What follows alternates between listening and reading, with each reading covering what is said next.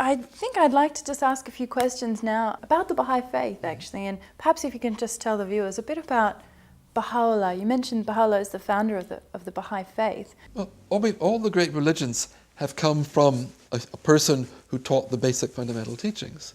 And the Baha'is have an evolutionary concept of religion. We think religion has existed down through history. Even primitive peoples had somebody in the past, in their ancestor, who brought them the basic values for their society. And we can see down through history, we have had Zoroaster in Persia, Krishna in India, Buddha. We've had the whole line of Abraham, Moses, Jesus Christ, Muhammad. And for us, Baha'u'llah was the founder of the Baha'i faith, is the teacher who's brought a renewal of that same spiritual truth for the needs of today. He lived in the 19th century. He was born in 1817 in Persia. He died in 1892, a prisoner in what is now Israel, in Palestine. He renewed the same spiritual truths of all religion, a belief in an unknown essence that we can call God or Allah. The terms are different, but turning something outside of ourselves. The recognition that we have a spiritual nature and not only a physical nature, that our purpose in life is to cultivate these spiritual qualities that are taught in all the religions. That is really fulfilling our individual purpose to refine our character, but also contributing to an ever-advancing civilization through social principles like equality of men and women, harmony of science and religion, universal education, eliminating war, eliminating all kinds of prejudice, all these things that are you might say the ideals of society that we too often trip and fall down on and create problems for ourselves. And that's why we need to renew this truth from time to time, bring it, might say, up to date in its social teachings to help us find a way forward in the problems that we face today. You see this tree here that comes up through the roof and creates an atrium in the central foyer. And during winter, this tree loses its leaves, and this lets light right down into the kitchen, which is the deepest part of the building relative to north. One of the features of these trees as well, right now we're just in the beginning of summer, they're full of leaves, and that canopy shades the offices to this side. So it provides shade in summer and also collects some of the pollution from the roads around.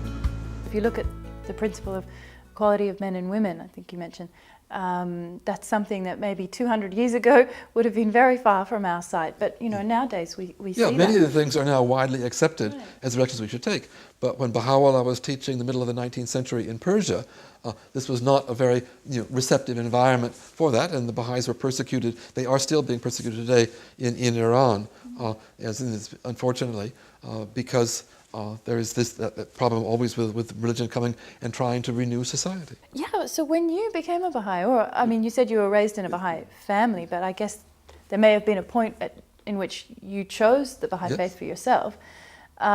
What was the spiritual principle? What was it that you were most attracted to? I think it was the principle of unity, and a unity that covers, as a unity including science and religion. Because I was interested in science. In fact, when I went to little Baha'i children's classes, we learned about science as well as Baha'i principles that helped introduce me to the field of an environment, even when I was very young. And I think it was the fact that in the Baha'i faith, my own life could be united. I didn't have to have spiritual things somehow in a carbon separate from my work as a scientist. They all fit together. Each one reinforced the other. I never felt that there was any kind of division in my life, and in fact, I've never felt any division. Even though I'm trained in biology, I've written books, on economics and sustainability, and in other areas as well, because these all are part of that vision where the Baha'i teachings help us to find new ways forward. And those links and the connections. Links between all of them. One of the things I think I've really got from this conference is the importance of community building. And some practical steps we could do to building community would be things like community gardens, which both counter things like the environmental problems and also build our communities. What's inspired me from being here this weekend is to try and combine the spiritual side of things, the Baha'i side of things, with the environmental side of things, because up to now really my environmental interests, my environmental friends have sort of been very separate from my Baha'i interests and my Baha'i friends. One of the things that came up that was really quite interesting was we know that we're supposed to do all things in moderation, but maybe what was once moderate behavior isn't moderate anymore because of the way the world is changing.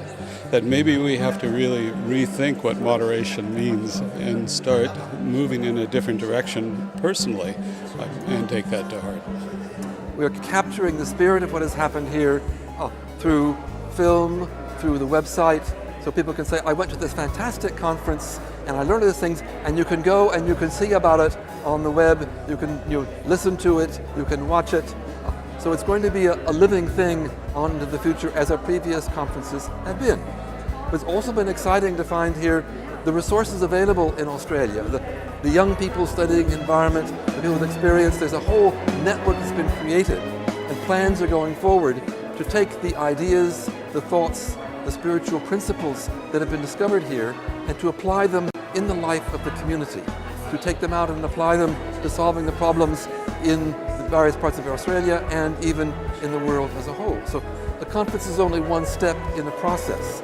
We try to catalyze that process and then let it go and build its own momentum and help the world find solutions to the challenging problems of sustainability and of climate change. And governments having difficulty acting, now is the time for people in their own communities, in their own lives, their own lifestyles, to take action for themselves as we address the serious challenges of climate change and bring in the ethical dimension that's so fundamental to any solution.